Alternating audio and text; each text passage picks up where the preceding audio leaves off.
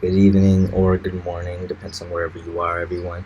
But so today is a new series on my YouTube channel. I will be teaching what I learned. So last quarter I taught about what I learned from my social studies space. This time I'll be teaching you what I learned from my science space. So without wasting any more of your time, let's just get started. So first we'll be talking about the topography of Earth. So most creation scientists believe that Earth's surface features are much different now than in Adam's time. Tremendous geological forces acting upon Earth during the flood completely changed Earth's face.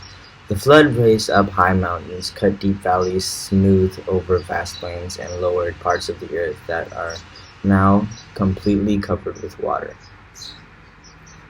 So, why do they believe the flood did all that? Well, God's word tells us that because of the flood, the world that then was, being overflowed with water, perished. So, quote from the Bible, 2 Peter chapter 3, verse 6. All around us we see physical evidence of the great changes resulting from the flood. So, what is this place at the bottom of the map? It is a tall mountain. That is Antarctica. One of Earth's 7 continents, with an area of 5.5 million square miles, 12.2 million square kilometers.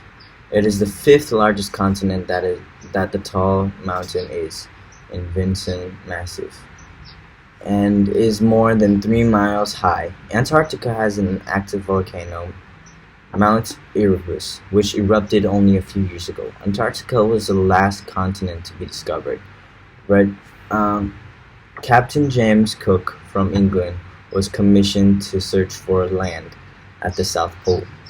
Between the years 1772 and 1775, he sailed completely around Antarctica 2 times.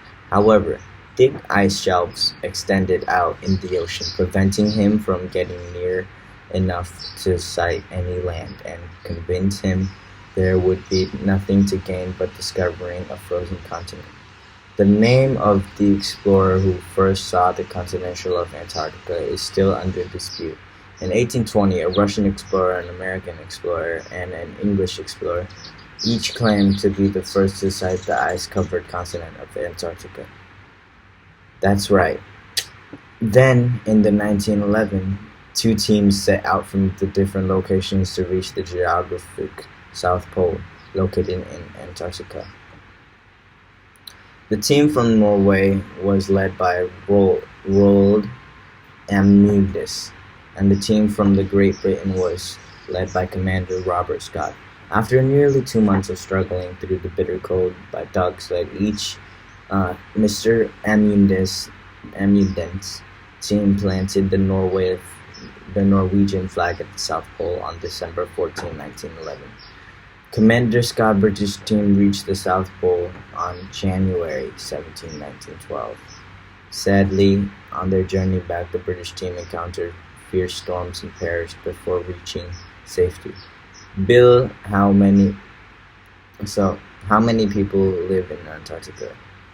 Because of the harsh climates, ice-covered Antarctica has no permanent population. However, several countries operate bases or research stations there, so as many as 4,000 people live in Antarctica on temporary bases. Which continent has the largest population? Asia is the largest continent, and it also has the largest population. The continent of Asia covers the land area from Africa and Europe, and in the west, the Pacific Ocean in the east. It extends from the steaming tropics along the Indian Ocean in the south to the frozen Arctic Ocean in the north. Asia comprises almost 1/3 of Earth's land area and nearly 3/5 of Earth's population. Europe is the largest continent in land area.